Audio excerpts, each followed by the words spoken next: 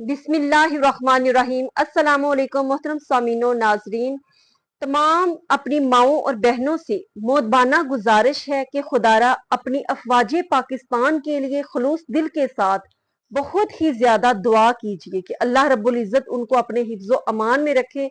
जिन माओं के बेटे, जिन बहनों के भाई इस वक्त अपनी जान हथेली पर रख कर इस मुल्क के लिए लड़ रहे हैं और पूरे मुल्क की सलामती का इन्हिसार जो है उन पर है, तो उनके लिए दिन रात दुआ कीजिए कि अल्लाह रब्बुल इज्जत उनको सेहत और तंदुरुस्ती के साथ अपनी फैमिली में वापस लाए और उनकी हिफाजत फरमाए। बिलखसूस माएँ जो हैं वो हर नमाज के बाद एक तस्बीह या सलामू या सलामू या सलामू की जरूर किया करें और उसके बाद अफवाज पाकिस्तान के लिए दुआ किया करें, क्योंकि माँ की दुआ मांगी हुई कभी भी अल्लाह रब्बुल इज्जत रद्द नहीं फरमाता।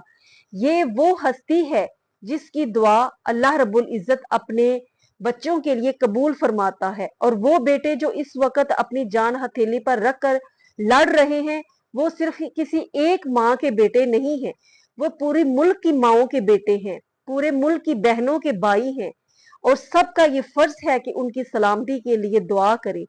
और माँ की दुआ में वो ताकत होती है, वो गैबी मदद अल्लाह रब्बुल इज्जत फरमाता है कि आप इसका अंदाजा नहीं कर सकते। इसकी मिसाल मैं आपको देती हूँ कि हजरत जलालुद्दीन सयूती रहमतुल्लाह अलैह अपनी किताब अनीसुल जलीस में तहरीर फरमाते हैं कि हजरत जुनैद बगदादी रहमतुल्लाह अलैह उनके मुरीद खास जो थे, उनका बेटा मुल्क रूम में कुफार से जहाद के लिए चला गया और वहां पर कैद हो गया। अब उसकी माँ बहुत परेशान थी, दिन रात रो रो कर दुआएं करती थी। वो हजरत जुनैद बगदादी रहमतुल्लाह अलैह के पास हर रोज आती और दुआ के लिए उनसे कहती कि मेरे बेटे के लिए दुआ करे, अल्लाह उसको रिहाई दे। तो आप कहते कि मैंने दुआ की है, वो रिहा हो जाएगा। वो हर रोज आकर यही कहती, आप हर दफा यही जवाब देते। एक दिन वो माँ अड़ गई और डट गई कि आज आप दुआ करें और मेरा बेटा वापस आना चाहिए। अब हजरत जुनैद बगदादी रहमतुल्लाह अलैह जोहर के बाद, नमाज के बाद उन्होंने मुराकबा किया और बिलखसूस दुआ की और उस माँ से कहा कि तुम्हारे बेटे की बेड़ियां खुल गई हैं, अब वो रिहा हो चुका है, वो आ जाएगा। अब वो औरत चली जाती है।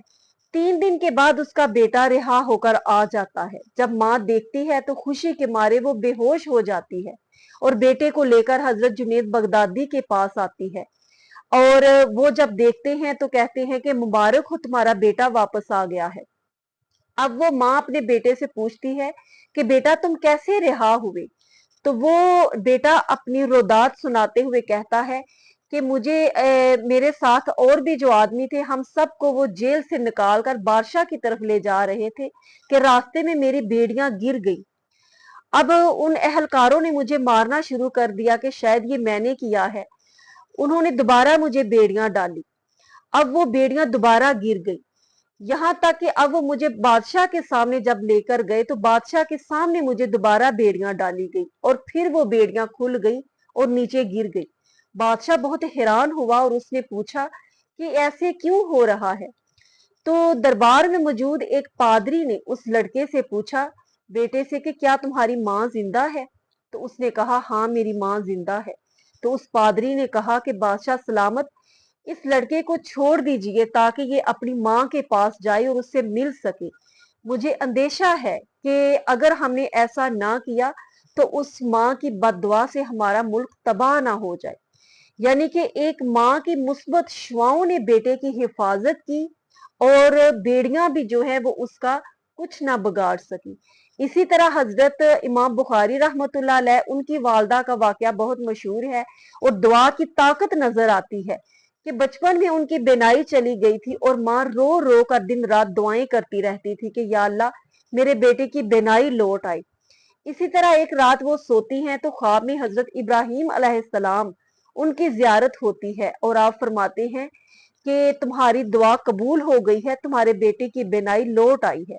अब सुबह वह जब उठती हैं देखती हैं कि बेटे की आंखें बिल्कुल ठीक होती हैं और वो सही सलामत देख रहा होता है।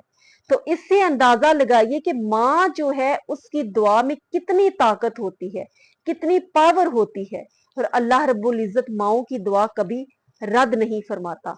इसलिए अफवाज पाकिस्तान के लिए जो एक ताकत है पाकिस्तान की, उनके लिए बिलखुसूस दुआ कीजिए। अस्सलामु अलैकुम वरहमतुल्लाहि वबरकातुहू।